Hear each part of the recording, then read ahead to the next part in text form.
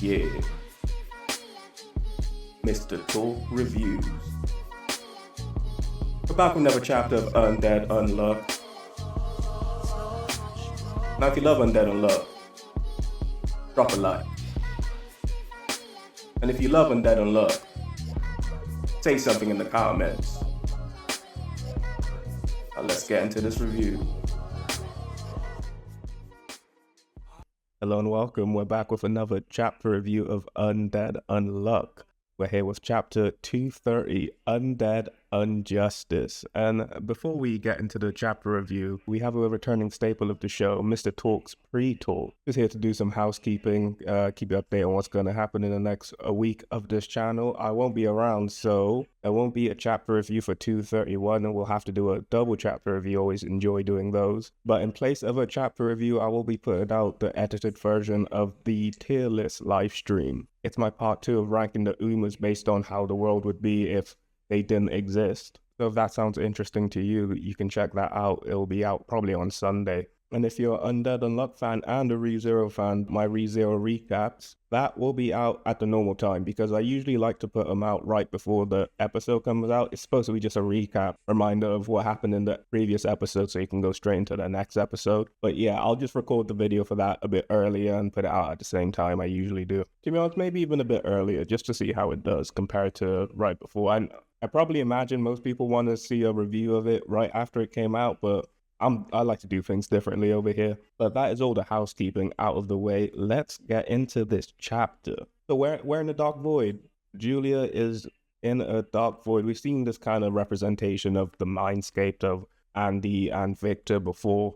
So we're in kind of something like that. And she's seen a load of screens starting to pop up. And they're different fragments of the memories between Juiz and Victor. And we sort of get the flashback I've wanted. It's not as in-depth as I wanted. I don't know if we'll go back into Victor and Juiz's flashback. I would really like to, but it doesn't seem that it will take part in this story. So we get to see the beginning of when Negators were created. Luna appears to Victor and Juiz. I keep wanting to say Julia, but it's Juiz. Luna appears to both of them and says glitches have formed in this world. I'll have people become vessels for them. And glitches is a weird word. I assume she's talking about the rules. So was the rules originally not planned? Or is this just the story Luna's telling? Because we kind of know Luna's not really on our side. She's been playing the field a bit. But I guess you could kind of call the rules glitches because they didn't originally exist in the world and now they do. So they kind of are glitches in that way. And this term vessel, I'm always confused about the term vessel for Negators. Because they don't hold the rule within them. They hold the opposite of the rule within them. Why are they called vessels? Maybe if all the Umas win, they can actually inhabit the bodies of the Negators and they can actually just live on the world normally. Maybe they can only be on the earth for a set period of time within the confines of this game at the moment. And their reward for winning the game would be to be able to live on earth like normal people. Because they're always held up in the master rule table, the superior rules are. Maybe they don't want to be there. I doubt they want to just be chilling in the master rule table all the time. Maybe they want to chill on Earth for a little bit. We got amazing stuff going on over here. They're just feeling a bit jealous, left out on it. But then Luna goes on to call justice the 5th rule. So what is the mix-up of these terminology, glitches and rules? And I'm not completely sure if where Luna calls justice the 5th rule is the same fragment Julia is looking at where she uses the terminology glitches. It quite possibly could be the same. I think Victor's standing in the same position. Juiz is sitting in the chair. So yeah, I'm not sure. The term glitches makes me think there's something more going on. Luna also says justice has taken a fancy to Juiz.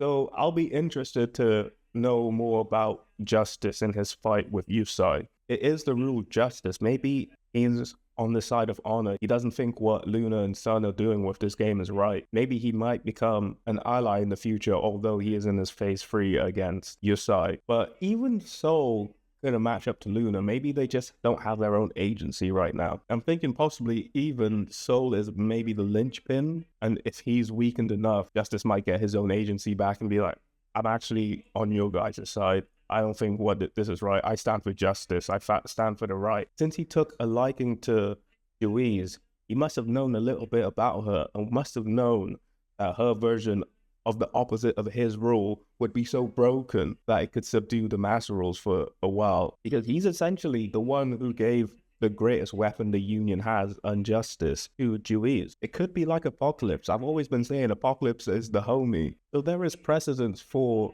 the enemy to help us and become a true ally. Unlike Move, for example, he seems to just do whatever he wants. He doesn't seem to be a true ally. So continuing with this fragment, Luna says a new world will begin and a second game will start. And I didn't take notice of this before, but we see the sky. It's not a clear sky like before. We even know in the first loop we met Fuko, there were no stars. It seems like even in this original loop, there is no sky. It's just wispy waves everywhere. Kind of like in Shield Hero, the waves. It literally looks like that, the waves in Shield Hero. Luna goes on to explain how Arc works. Sitting at the round table, one of you will be able to travel unharmed to the new world, and they'll be placed in a habitable era, just like Fuko. As soon as humans can live, then you'll be plopped right there. Juiz and Victor are excited about this, saying they can meet again, but Victor realizes that he won't have his own memories when he's reborn in the new world. But then he surprisingly said he'll become undead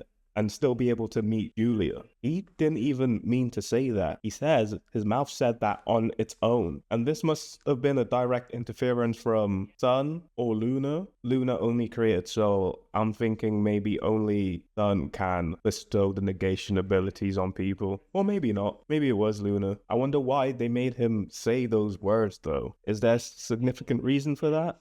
Or just flexing their powers they're able to manipulate. So at this point, their abilities manifest, and this is where the fragment ends. I guess it was the same fragment. So yeah, that's pretty much all we get for Victor Juiz flashback. We see some flashes, panels of things we've seen before, but it would be really nice to get a properly good deep dive. If the anime continues, it'd be amazing to have an arc about this. Julia keeps journeying through these memories and eventually comes upon Victor, and he's actually in his kid form, which is quite fitting since Julia, she still looks the same. I guess that makes sense. To me, I always felt like she looked different because we always saw her in adult form in the previous loop, but it is the same person. Fuko looks the same, everyone looks the same. There'd be no reason why it would be different. So she takes Victor's hands and they just launch forth. Julia tries to warn Victor that Unjustice hasn't manifested yet, but Victor says don't worry about that and says that strategies are all about perspective. The key word of this series, if I was to sum up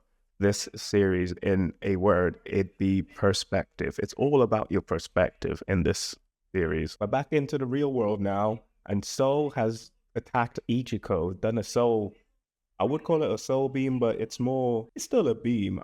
It's similar size to like a finger beam from Frieza in Dragon Ball. And looking at this panel right here, it looks like he's kind of tied a sort of rope to her as well, keeping her in place, I guess, because he's holding on to some soul strings in his left hand whilst he's charging up a soul beam to fire at Julia in his right hand. But Soul is unable to shoot off the attack. We go over to Victor and Julia. Victor says if that attack wasn't stopped, he would have finally been able to die. That's huge for me.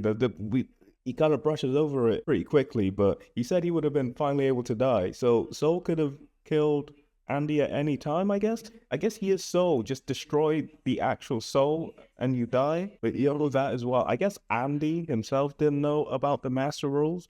Victor would have known. And Victor wouldn't have want to die whilst Juiz was still fighting. So that secret of how to die, just get Soul to kill you basically, was left with Victor alone, and he just never told Andy. But also maybe I'm thinking now he was speaking in the sense of Victor himself, the personality Victor would have died somehow. He did mention that because of the effects of death, they needed to get out of the mind zone. Was that the reason? Was the death rule eating away at Victor? I want a bit more of an explanation on that. But the huge thing is, Unjustice has returned. That is why Soul was unable to shoot off his attack. Unjustice manifested. We even see the black shroud that starts to appear around Negators when their ability manifests. So how was Unjustice able to manifest? Like Victor said, it's just a matter of perspective. Because that attack was stopped, Victor was able to revive again, something he didn't want to do. So you would call that a tragedy, as he said. So it manifests because Julia knew that Soul would attack them, and in that moment, there's nothing she could do. The only thing that could happen would be Unjustice to manifest. She was in that high-stress situation, and I guess the residue of her soul of Juiz, and knowing the memories of Juiz, knowing that Victor does want to die, and preventing that for him just because she wants something for her own. That stress of it caused the manifestation of Unjustice.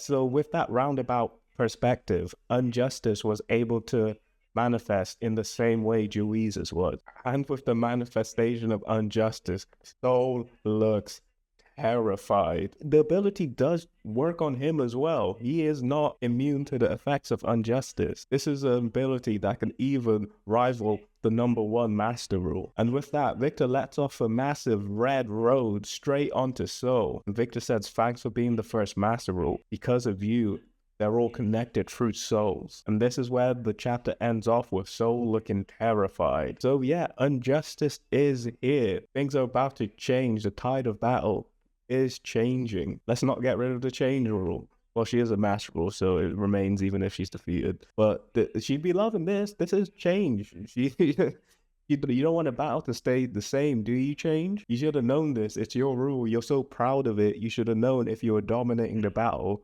things will have to change. Everything changes, doesn't it? I don't know, I'm talking shit on change right now. Yeah, this was a good chapter. Got a little bit of a flashback. Would have liked more. We probably won't get any more. But we got some interesting things. Luna calling it glitches. Is that something we need to look out for? Why are they called vessels? I still need an answer on that. And why did Justice take a fancy to Juiz? Is he an ally? So many questions, not enough answers.